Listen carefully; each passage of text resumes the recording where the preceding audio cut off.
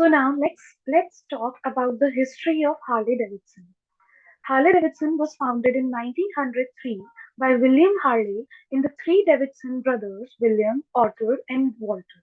In 1909, it introduced its two-cylinder V-twin engine with its deep rumbling sound. This would act as a characteristic for Harley motorcycles for the next 110 years. Out of 150 US motorcycle producers, Harley Davidson was the sole survivor by 1953. After the Second World War, the demand for motorcycles boomed. This encouraged a flood of imports, first the British and then the Japanese. Following Harley's acquisition by the leaser conglomerate AMF in 1969, its sales declined and financial losses mounted. Next is the rebirth era, which was from 1981 to 2008. In 1981, AMF sold the company to a group of 13 investors led by William G. Davidson for $80 million. Harley's manufacturing plants adopted collaborative processes of quality management.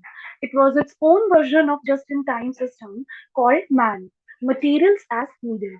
The 1986 IPO of its shares fueled investment in new models, plants, and dealerships. Between 1996 and 2003, it dramatically increased its production capacity. In 2006, Harley's sales reached a peak of 362,000 motorcycles, which was around 10-fold increase from 1986. The figure here shows the annual shipments of motorcycles by Harley Davidson from 1900 to 1920. Next was the downturn and readjustment era, which was from 2008 to 2014. The financial crisis of 2008 put an abrupt end to Harley's group. In 2009, Keith Wandel took over as CEO, and his priorities were to recover the disrupted financial position and other losses. His strategies included restructuring manufacturing operations, expanding international sales, and expanding the customer base.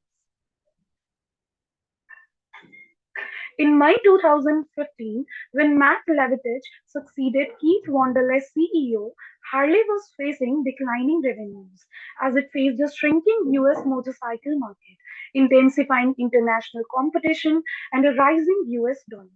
To address these challenges, in February 2017, Levatich and his team announced a 10-year development strategy for the company. The key theme of the strategy was building the next generation of Harley Davidson riders globally. The table here summarizes the key components of the strategy.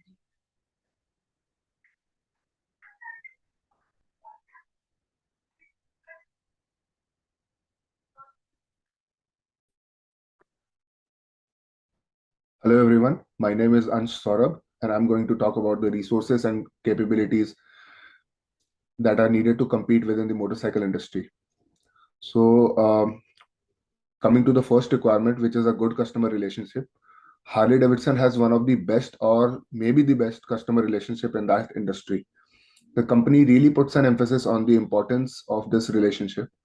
On that point, they are better than the competition. Now, coming to the second requirement, which is to develop new products. When it comes to developing new products, Harley Davidson is far behind the competition. For instance, between 2000 and 2016, there has been 238 US patents for Harley Davidson against 12,228 for Honda. Harley is not a company that innovates a lot.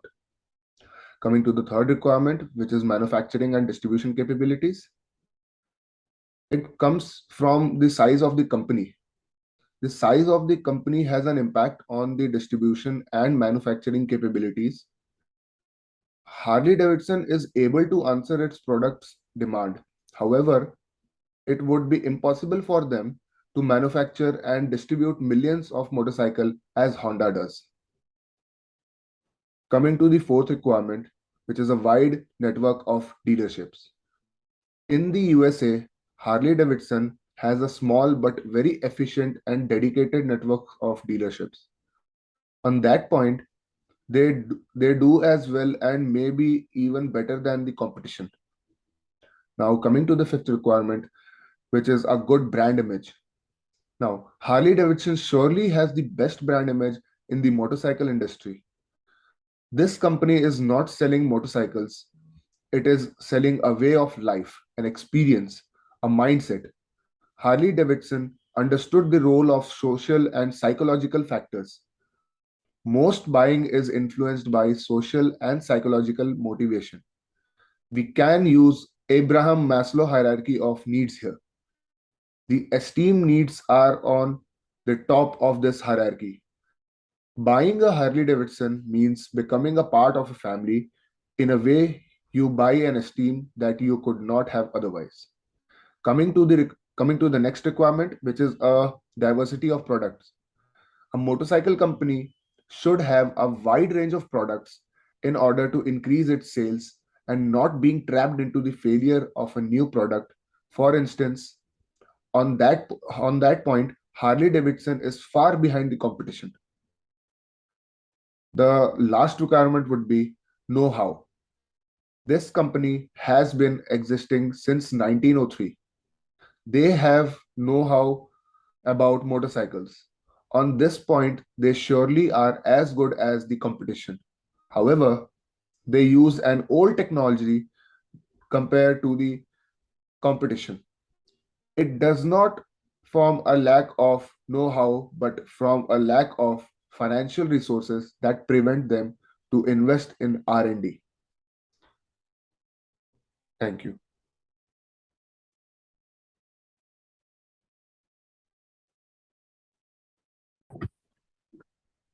This section of the report will analyze strengths and weaknesses of Harley Davidson.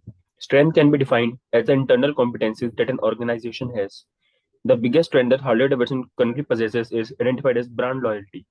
Over the years, Harley Davidson has built for itself a strong brand name that is even known to be a cult brand. Its brand name is so strong to the extent that some fans of the motorcycle even tattoo the brand logo on their bodies. Of course, Harley Davidson also leverages on other internal competencies such as ability to manufacture consistently high quality and reliable motorcycles. Besides that, the emphasis that Harley Davidson places on product differentiation has also become not only one of its strengths but also one of its USPs. For example, Harley Davidson engines are self-invented with more functions than conventional ones, and this makes it stand out from its competitors. Similarly, after evaluation of Harley Davidson internal condition, its biggest weakness has been identified. Harley Davidson motorcycles are losing out its competitors in terms of price, with their average bike being above 10,000 euros. Its high prices is also one of the causes of a limited customer base, which mainly comprises middle-aged men, as younger people are less able to afford such expensive bikes.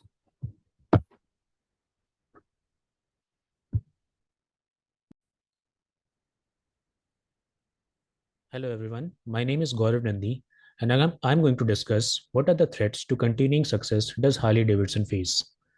The dynamic nature of the global market and the forces of competition present significant strategic threats to Harley Davidson. We are going to discuss some of them now. The first one is aggressive pricing from international players. There are multiple players in the market such as Honda and Triumph that offer bikes at much affordable rates than what Harley Davidson does. As a result, Harley Davidson has a limited customer base because of its exorbitant prices, and customers may shift to cheaper alternatives in the near future. The second one is the threat of imitation. Imitation results in the declining company sales and makes the product less competitive. And as a result, it benefits the imitators from the company's helicopter designs. The third one is the threat of changing lifestyle trends. Harley Davidson depends a lot on the brand image that it has created for its bikes, which is closely linked to the ideas of the Harley lifestyle and the American dream. Any change in the lifestyle patterns could lessen the appeal of the Harley Davidson bikes. The last and the significant one is the threat of electric vehicles. The company's motorbikes are famed for their internal combustion engines. There's an increasing preference for electric vehicles in the current scenario. Increasing preference for electric vehicles may decrease the attractiveness of the company's bikes which are known for their internal combustion engines. So let's talk about Harley's effort to increase their sales. So they came up with two new strategies. First of all, expanding into smaller motorcycles. And as Harley is usually known for heavyweight cruisers and heavyweight motorcycles, so they came up with two new lightweight motorcycle variants named as Sportster and Street motorcycles. And their price range were similar to that of Honda Phantom and Yamaha Bolt, and they were lighter from their conventional cruiser, as I mentioned earlier. So by looking at this table, we can see that the sales of both the variants have decreased over time. As we can see, from 2015 to 2016, it's basically the same, but from 2016 to 2017, it has decreased a slight. So by looking at this, we can conclude that this expanding into smaller motorcycle section was a complete failure. Now let's talk about the second strategy that they came up with, was expanding internationally. So from the 10-year plan, we can see that the sales of different regions increased between 2008 to 2017. In Asia Pacific region, their sales increased from 201 to 276, and similarly in Latin America, their sales increased from 32 to 58. So there is an increase in the sales, but we can conclude that this has been successful, but there is a lot of work that needs to be done because it's not that remarkable of a success. So this was all about the efforts to increase their sales from Harley Davidson.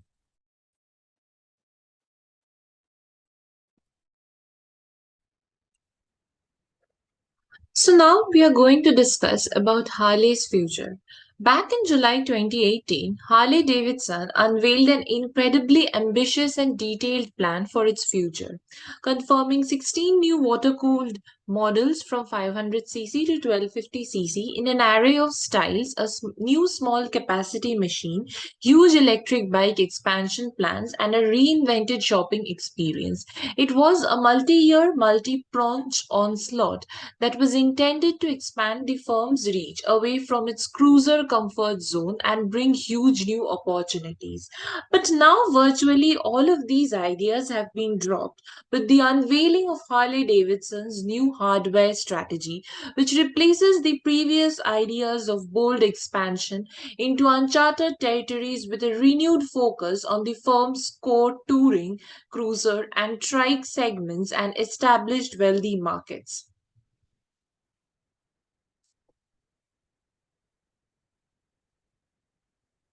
So now we should delve into the hardware strategic priorities. So Harley Davidson as the most desirable motorcycle brand in the world. First, they are profit focused, that is, they'll be investing in their strongest motorcycle segments. Second, selective expansion and redefinition to win in attractive motorcycle segments.